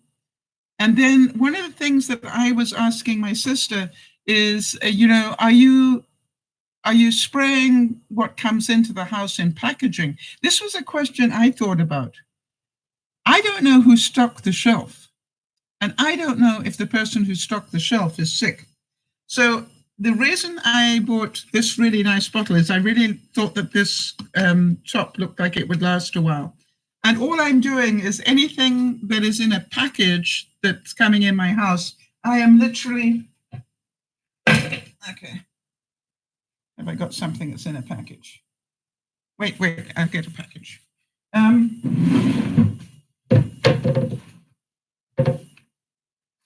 Okay, let's say my winter crackers, all right? And all I'm doing is I'm just spraying it and letting it dry. All right? So, and when this is finished, I'm going to make my own and continue. But what I liked about this, it's a really nice thin spray. When I say thin, it's, yeah, Jody's going still. Well, Jody, it's one more step. And if I can make my own disinfectant, it doesn't have to cost me any more money. So for those of you, it's a micro mist. Thank you. That is exactly what it is. There's a lot of it, but it comes out, yeah, it's not, you know. So for some of you, you might say, well, I'm stuck inside now. What hobby do I want to learn? Do it online. And by the way, before you get caught on that one, think about it now and start ordering in the supplies. So if you do get caught in, that you will have the supplies already at home. Now you might want to go, okay, fine. I think what I'd really like to do is to learn how to make those pretty cupcakes. Jody, I know that you've always wanted to have those Russian, you know, icing tips or whatever. And so you can do those variegated petals and things. You know, what I'd be saying is, hey, if, you know, maybe order those up. You know, so that if it happens, and make sure you got the icing sugar. And by the way, before they had icing sugar, how did they make it? Right? How do you make icing sugar? It's got to be real sugar and something else, right? You know, so to me, what a wonderful use of your time. And by the way, Jody, everything you're telling me about the use of your hands and your arthritis is that who knows how much longer you're going to be able to have the dexterity to be able to do that. I think it'd be a good time, you know, to start playing with it and occupy yourself. In the Philippines, Sakura is saying, I learned that it was powdered sugar and egg whites, right? How do you make powdered sugar, people? Let's say that you're caught up and you don't have powdered sugar. Well, hello. Wrong direction. I would use my magic bullet, which is there, throw a cup of sugar in and hit the button. And within a very short space of time, I would have powdered sugar. You know what I mean? You know, if I wanted almond flour and couldn't get almond flour, but I could get almonds, guess what? I would crush my almonds. Yeah, granulated sugar in the blender. That's all you need. Or if you don't have a blender, good one, you know, a mortar and pestle, the way that they used to do it, you know, that will do it. All right, so think about what you can do, right? Not what you can't. And again, thanks to Jody for all of this. Now, this is interesting. I got a note from Nana. Okay, so Jody is saying her next project is making French macaroons. You know, I bought one this week, Jody. That is so weird. When I went shopping this week, there is a beautiful bakery next to the local store. And I said that, I really fancy something. What will I have? And I sort of looked at all the, incredible eclairs and everything else. And I'm going, no, I don't think so. And then I looked at the macaroon and I went, that's mostly coconut, I think. I went, okay, I'm going to go for that. Isn't it amazing? And it's probably been 5 years since I've had a macaroon. So yes, Jody, you see, this is what I call, when did I go shopping? Was it yesterday? The day before? The day before, wasn't it? Anyway, that's when so you must have been thinking about it. So Nana sent me this note to say that she was at Costco. Obviously, they had no snacks. They're not serving snacks, in that environment anymore. And that's something that you will probably notice. But they also had people outside spraying down all the buggies. So if you can, I would take here's what I would do. You can take this with you and put the sanitizer on your hands and then just run it all over the buggy. That's what I did with IKEA. I took the buggy and then I put sanitizer on my hands, rubbed my hands together, and then I ran right across the buggy with my hands. And then I put more sanitizer on my hands in case I touched something else, which I did. I found out I not only pushed by the handle, but I also pushed by the next bit. I didn't realize that. But it was very exciting going to IKEA. So that is something. So now, but again, have you got a small travel size squirter bottle? And if you haven't, maybe you can find one. And what I would do is, keep it in a plastic bag. And, just like this one, just spray your own buggy down before you use it. Hi, Jonas, good to see you. I just made my own. So, there are plenty of places where you can find what to put in it, Nyasha. Right?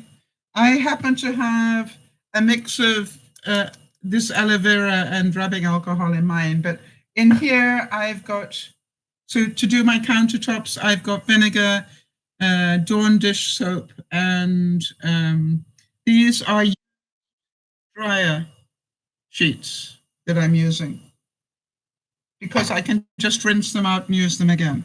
So as I said, Nyasha, if you watch this from the beginning, there are lots of tips that we've given you, all right?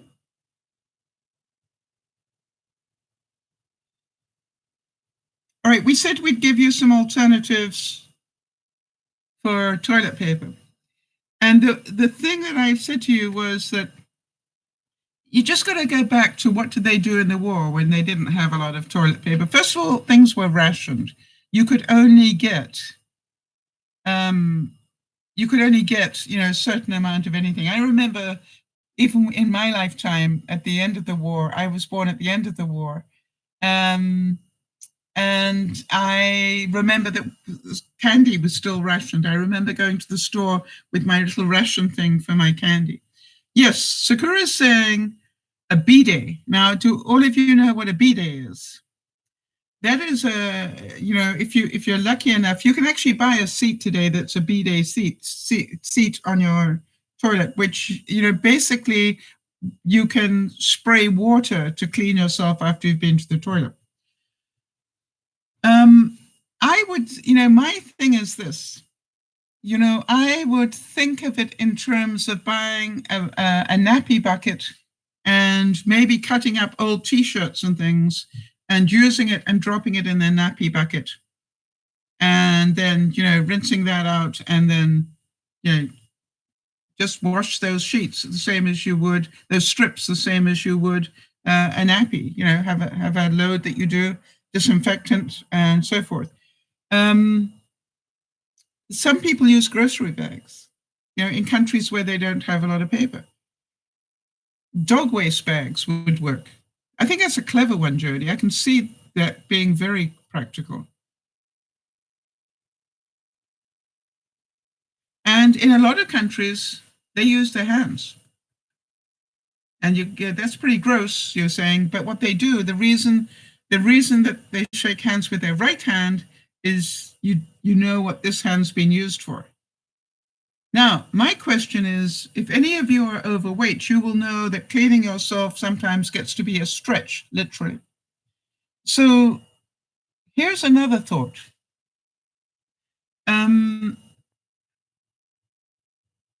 You could use baby wipes.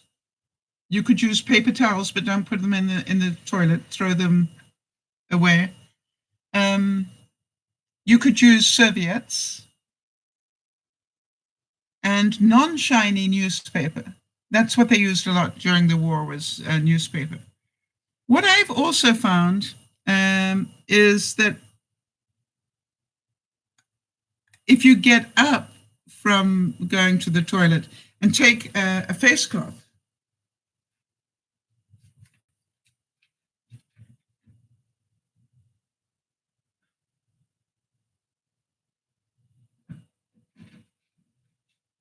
think about this, if you take a face cloth, I'm going to demonstrate this because it's important. You can actually swing it. Oops. You can swing it and catch it and then clean and then fold it into itself and have a box where you could, a plastic container with a lid where you can put them until you get a chance to wash them all. I think, quite honestly, this is the easiest way. Get some face cloths and use them, but don't use them unless you're standing up. Why? Your temptation to throw it into the toilet will be, you'll be amazed how we do that without thinking. We throw into the toilet. All right, we still got some to go. So Jody, if we can make a note that we got up to number 33 on this one, and we'll add the rest of them onto another broadcast. I'm sorry to overload you with tasks here, Jody, but we love you for it. So this is going to be an ongoing thing on Fridays for as long as we've got the information rolling, okay? This is our countdown. For those of you who are romantic, you've got 11 months and 7 days to go until the next Valentine's Day. 286 shopping days for Christmas. That's another thing you could be working on if you get quarantined. Start making Christmas presents. And think now what you'd like to be making and start buying those things now. Okay? You got 8 months and 23 days to put your Christmas cards in the mail. Maybe you start making How many of you got leftover Christmas cards that you didn't send? You could be making those Christmas cards now. All right, and labeling them, writing the envelopes, writing the messages. You could be doing that if you were quarantined. Okay. For Thanksgiving, you've got 8 months and 18 days. So how about planning your Thanksgiving dinner while you're quarantined, right? For Canadians, we've only got 7 months and 3 days. Maybe you start doing your taxes because, Americans have got 1 month and 18 days. And, actually in Canada, we've got 1 month and 18 days. And in the US, you've only got 1 month and 3 days. But again, something else you could be working on. All right, part of your day, part of your routine is I will spend at least an hour a day doing taxes. And do you have the self-discipline to do it? Okay. Yeah, Jody, not only could you be doing Christmas cards, but also you could be, deciding which cookies you're going to cook and maybe do a test batch, and do the quality control, of course.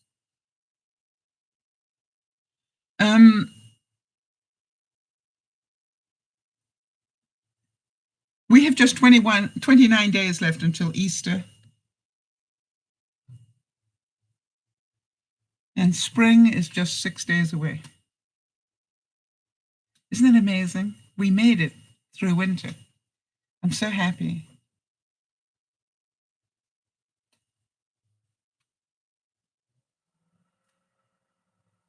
Okay, so Nyasha's asking, since the broadcast is almost over, can the individuals help me with something? What do you want help with? The doctor said that I'm going to need braces for my feet, but you forgot the name. So ask the doctor.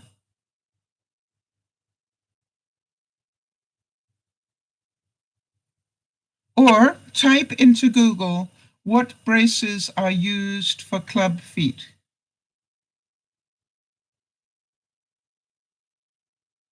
And see, one of the names is going to ring a bell. I mean, you didn't ask the question, but is that what you're trying to ask? Is what is the name of the braces used for club feet?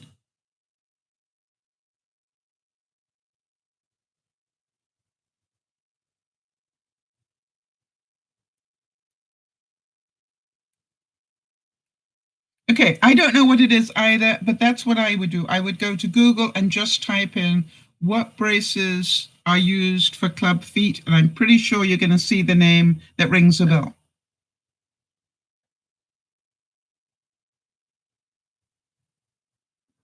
But we cannot know, Nyasha, what your doctor told you, all right? And as far as I know, you are my only viewer with that issue. But somebody might know what it's called, but I would just Google it.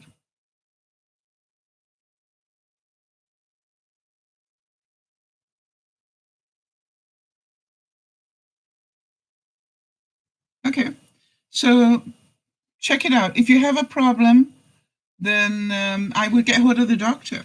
I would phone the doctor's office or send an email to your doctor's office and ask them, say that the doctor mentioned something, but I forgot the name. Yeah, you can do this. You don't need other people to do it for you, Nyasha. You can do this. Right? We would do the same thing, all right? If we couldn't remember, we'd go to Google, type in the question and see what came back. And if we didn't see something we recognized, we would then just get hold of the doctor's office. Doesn't make you stupid because you didn't remember the name, honey. All right? But here's my question to you, Nyasha, because you are a smart cookie. What are you going to do next time you go to that doctor? Are you going to take a notepad and when they use some funny name like that, are you going to ask them to write it down for you so that you make sure you know?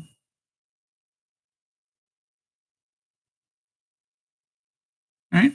So think about what can you do next time. There you go. And you know, it's just like part of what you're learning is how to look after yourself better. Yeah, sure. So I'm not trying to be nasty to you by not getting the viewers to help you. What I'm trying to teach you is how to do it for yourself. All right? Because if we keep doing it for you, you're not going to learn. And we want you to learn because we want you to be able to be independent. Yeah, I want to tell you something, Nasha. We all forget. I assure you, when I go to the doctors, I take a little notepad like this with me, right? Because I still write faster than I text. So when the doctor says something funny, I write it in here. And then sometimes I'll say, how do you spell that? And he'll just look at me and roll his eyes. I said, I know you know what it is. I just would like to know as well. So how do you spell that? Don't have any fear of asking them to tell you. Make sense? I don't know if we've had any updates, but the last I heard about Leah, just so that you all know, is that they're trying to get, Wayne has been released from hospital. They're trying to get him into the same holding cell as she is in. By the way, she wasn't allowed to go home. She thought she was. But they are going to try and get Wayne in so that the whole family can be together, which I think is really nice. Okay, so Nyasha's understanding it says, yes, I understand. They are not enabling me. Good girl, you got that word right. I get it. Before I used to say they are ignoring me, but now I know. Yeah, it's right. They're not ignoring you. We're going to give you the tools so you can help yourself. And that's one of the problems we have, Nyasha, in life, is that we do things for other people that they're more than capable of doing for themselves. And they have that wonderful expression, Nyasha, that you've probably heard before, which is, if you give a man a fish, he will eat for a day. But if you teach him how to fish, he will eat for a lifetime. Does that make sense? So one of the things that I refuse to do with you, Nyasha, is to treat you like you are stupid or a child.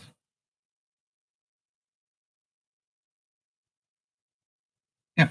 So that's why every now and then I'm going to go, you can do this. Right? You don't need us to do it for you. You can do this. You've got the ability. If you've got the ability to come online, you have the ability to get that information. And if the Mr. Google can't give it to you, then phone the doctor and check it out. Very proud of you. Yes, we're all sorry for Leo's situation, but I'm so glad that so far none of the family has tested positive. You see, I don't think about the bad stuff. Sure, this is not going to be the grand princess. She's not going to have room service. She's not going to have bar service. She's going to be uncomfortable for a couple of weeks, but they're going to be alive. So I'm not that worried about Leah. I'm not, what did she say? I can't sleep on a cot. I bet you she will learn. You know what I mean? It's like, yes, it's not going to be comfortable. And maybe she won't have to sleep in a cot. Maybe they will see, that she is challenged. And maybe they will find some other way to help her. Her choice will be sleep on a cot or sleep on the floor, her choice. So I will think that she will say, I can't do this, that, and the other, but we'll find out that she can if she had to. I think a lot of us are going to learn to be, that's what I started with, and that's what I want to finish with as well. You see, if you are flexible, you're going to make it through the coming months quite easily. It's going to be scary, but you're going to be able to keep control of your mind, as I was talking about. You're going to learn to entertain yourself better, which I was talking about. You're going to learn to make food go farther, which we were talking about, and we will continue to talk about. But the thing is, if you are flexible,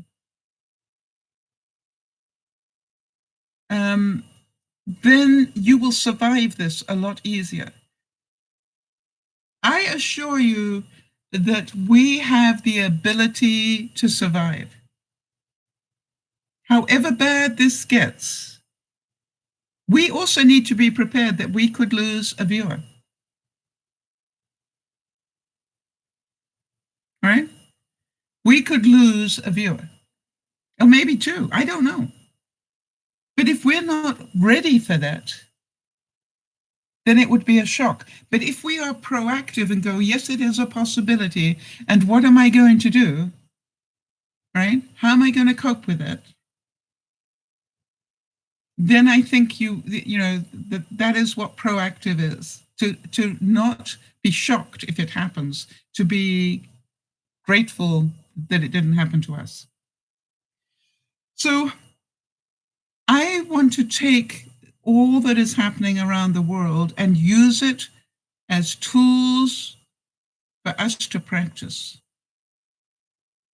And I'm hoping that some of the ideas we came up with today will help you. I want to again thank Jody for the time she took to do some incredible research for us for today.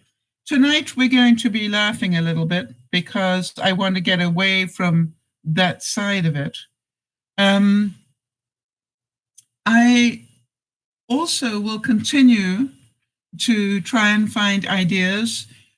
Jody, Lauren, and I will do what we can to put together a database for everybody so that you can see some of the ideas that people are coming up with, links to places where you can get really nice, easy exercise routines, all those sort of things. So I want you all to know that, as I said at the beginning, I have a cold. Do I need to worry? No, I have a cold. I have a streaming nose, and that is a cold. I have achy muscles. Should I be worried? No. The reason I have achy muscles is because I lay on my total gym and did a lot of exercises that my body wasn't used to, and my muscles are sore from doing that. You see, you've got to not take one bit of information and jump to a conclusion that somebody has the virus. You are not going to be helping your friends if you do that. You are going to be helping your friends if you stay calm. You are going to help your family if you give them useful information, not if you panic them.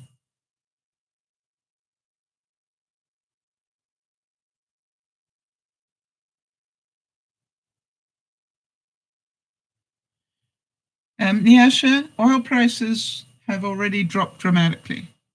We're talking gasoline, right? The other thing is, yes, some foods will be more difficult to get, which is why we're talking about make sure that you have what you want, if you can. Okay? So that's what this whole broadcast has been about, Nyasha. The fact you came in towards the end of it, we have discussed a lot of these things. Okay? All right, and we will continue to. This is not the only broadcast that we will do. I am not going to put any of the virus things into the title or whatever, because I'm pretty sure that that will be considered clickbait and they will not like that. So I'm just going to leave it as a training exercise, the skill of knowing how to be proactive rather than reactive. So every step of the way, we're going to talk about not what we can't do. If you can't get toilet paper, what can you get? You know, serviettes might work, all right?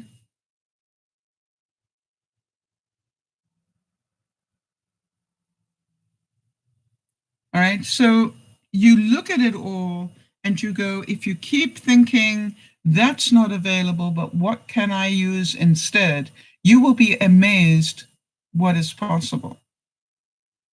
The other thing is this: if you keep going only to the places where people buy in bulk, then you will expect to find empty stores. I really recommend your local corner store probably has it more than the big store. That's what I found. My local pharmacy had bottles of aloe vera going out of stock. It was amazing. You know, I picked up 2 bottles of aloe vera and 2 bottles of rubbing alcohol without a problem. So, Nyasha, you're not going to stop the closing of the broadcast because that's under my control, not yours. All right. So here we go. For all of you, look after one another because that's what we do here. If you have more questions, keep asking them because we will keep trying to get answers if you haven't been able to. Sandy, I'm glad you found the tips useful. By the way, if you did, please leave comments so people know that there were good comments and good ideas in this video. Give it a thumbs up and leave a comment saying, wow, really found this helpful, you know, or whatever it is that you want to put. Because that is what will drive more people to watch it. I do believe that we came up with some really good ones. Well done, Jody, and thank you all. We'll see you tonight for a laugh. We won't be talking on this subject. So we'll see you then. This is DearMamaSal saying, remember to look after one another. Always think, not only can I help myself, but if there is enough here, maybe I can buy for somebody else that I know. Also, remember that looking after you is as important as looking after your family. If you are not in a good mental state, if you are panicking, if you are doing all the things wrong, you're not going to help anybody. You're going to frighten everybody. And I refuse to do that. I'm going to keep doing the best I can regardless. I'm going to keep working on what can I do. I'm going to keep talking to people to get more information. And as I said, you know, I even had to find out that something that Big Brother Jeff sent me was actually a hoax. And I think I gained a bonus point with both my sister and my brother on checking out the fact that it was a hoax. So this is DearMamaSal saying, use this time as the greatest lesson on testing your skills. Bye-bye, everybody. We'll see you soon. Maybe not. Bye.